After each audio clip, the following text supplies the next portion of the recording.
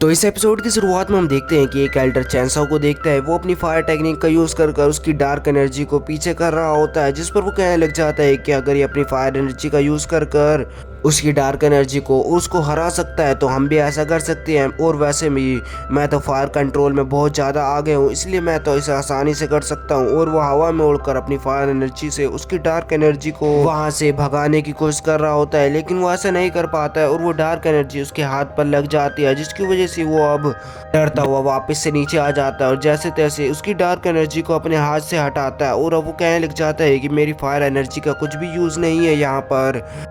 चैनसॉ, तुम कौन C fire का यूज कर रहे हो? जिस पर चैनसॉ कुछ भी नहीं बोलता है और अब वो वापस से अपनी फायर से उसकी डार्क एनर्जी को पीछे कर रहा था, जिस पर वो गुस्सा होकर अपनी बहुत सारी डार्क एनर्जी को चैनसॉ के ऊपर भेज देता है। लेकिन चैनसॉ अपनी फायर लोटस टेक्निक की मदद से उसको आसानी से खत्म कर देता है। और अब चैनसॉ को पता चल गया था कि वो अपनी फायर एनर्जी की मदद से किधर भी घूम सकता है, तो वो अपनी स्पिरिचुअल सील को लेकर इधर उधर घूमने लग जाता है और अपनी स्पिरिचुअल सील को इधर उधर मारता हुआ वहाँ पर एक फॉर्मेशन बनाने लग जाता है, जिस पर वो सब बंदे भी हैरान होते जा रहे थे। और अब चैनसॉ बहुत जगह पर घूमकर अपनी स्पिरिचुअल सील को इधर उधर मारकर उन सबको एक्टिवेट कर देता है, जिसकी वजह से वो अब उसकी डार्क एनर्जी को चूसने लग जाती है और आखिरकार उसकी 8 लेवल की भी फॉर्मेशन खत्म हो जाती है, जिस पर चैनसॉ अब रुकता नहीं है और वो सीधा उसी हेल टाइप जगह पर पहुंच जाता है। वहां पर वो उस कॉफिन के पास पहुंचकर अपनी स्पिरिचुअल सील पर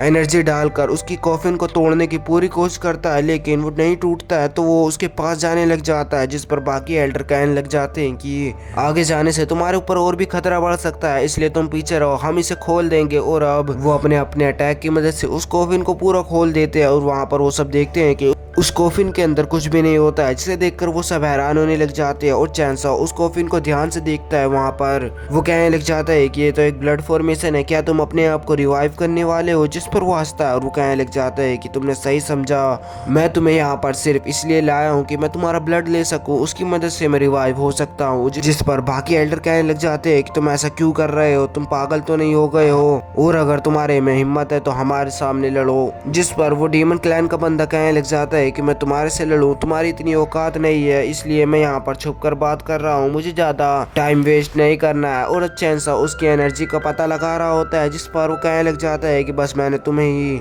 अपना दुश्मन माना है, तुमने यहाँ पर ब्रेक थ्रू भी कर लिया था और मैंने कभी भी एक ह्यूमन बॉडी से इतना सब कुछ एक्सपेक्ट नहीं किया था। जिस पर अब वो कहने लग जाता है कि क्या तुम एक एलियन हो? जिस पर बाकी एल्डर कहने लग जाते हैं कि एलियन। और अब चैनसॉ अपनी एनर्जी से वापस उसे ढूंढने की कोशिश कर रहा होता है, जिस पर वो कहने लग जाता है कि तुम अपना टाइम वेस्ट मत करो, तुम अपनी कैट की स्किल भी लोगे तो तुम मुझे नहीं ढूंढ पाओगे। जिस पर अब वो एम्परर कैट उसके सामने आता है और वो कहने लग जाता है कि तुम इस जगह को देख रहे हो, मुझे यहाँ पर ये लगता है कि ये लोग अपने भगवान को यहाँ पर भेंट चढ़ाते थे, जिसकी वजह से इन्हें भी कुछ मिलता होगा। और अब यहाँ पर ये हमारे ब्लड की भेंट चढ़ाएगा, जिसकी वजह से वो वापस से रिवाइव हो जाएगा, यानी ये बंदा यहीं पर ही होगा। और अब वापस से तुम अपने ट्रेजर को यूज कर उसका पता लगा सकते हो, लेकिन इससे पहले उससे तुम्हें अपनी एनर्जी को बढ़ाना होगा। जिस पर अब वो अपने ट्रेजर को फिर से बाहर निकालता है और उस पर अपना ब्लड देता है, जिसकी वजह से वो ट्रेजर वापस से उसे अपनी पावर देने लग जाता है, जिसकी वजह से वो अब और भी पावरफुल होने लग जाता है। और अब वो अपनी आंखें बंद कर खोलता है तो वो एक स्पिरिचुअल वर्ल्ड में आ जाता है। वहाँ पर आने के बाद वो वापस से अपनी एनर्जी को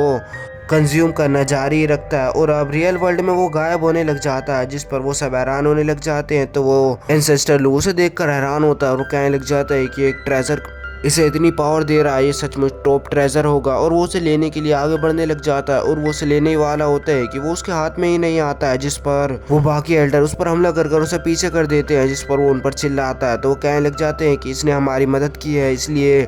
हम इसको ऐसे ही नहीं मरने देंगे। जिस पर अब वो चुप हो जाता है और अब वो एम्परर कैट फिर से चैनसॉ को देखकर हैरान होता है और वो कहने लग जाता है कि अब बहुत ज़्यादा ब्रेक थ्रू और अपनी पावर लेवल को बहुत ज़्यादा बढ़ा सकता है। और अब हम देखते हैं कि वो डीमन टाइप बंदा भी कहने लग जाता है कि ये क्या कर रहे हो तुम। और अब यहीं पर यह एपिसोड ख़त्म हो जाता है।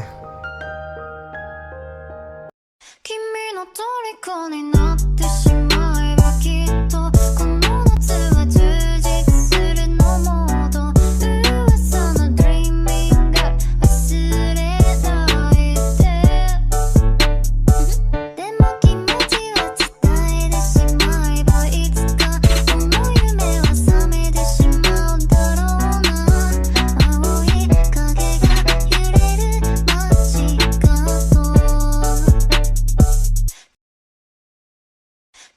の虜になって